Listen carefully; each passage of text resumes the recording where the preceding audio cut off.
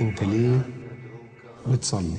الصلاة هي عماد الدين، والصلاة هي أول ما أوجبه الله من العبادات. على قدر خشوعك في الصلاة على قدر ربك ما يتقبل منك.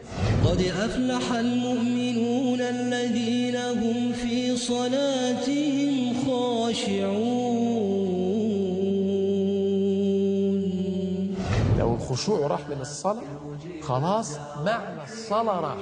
ممكن يكلفت الصلاة عشان يلحق الظهر 4 ركعات، الله خلص، دول المحرومين. نقول النهاردة مش هنصلي صلاة إلا بخشوع بإذن الله عز وجل. خفت انت بتصلي عشان تؤثر في الآخرين، انت بتصلي عشان تتأثر بالصلاة، انت بتصلي عشان طريق الفلاح، انت بتصلي عشان تخش الجنة، انت بتصلي عشان تقرب من ربنا، انت بتصلي عشان تكون من المفلحين، انت بتصلي عشان تكون من المأجورين مش من المحرومين، انت بتصلي عشان تكون من الناس اللي تاخد الثواب مش بتاخد الوزر، انت بتصلي عشان تتقرب من الله رب العالمين، انت بتصلي عشان تفرغ قلبك من كل حاجة تضر قلبك، انت بتصلي عشان ربنا عاوزك تصلي.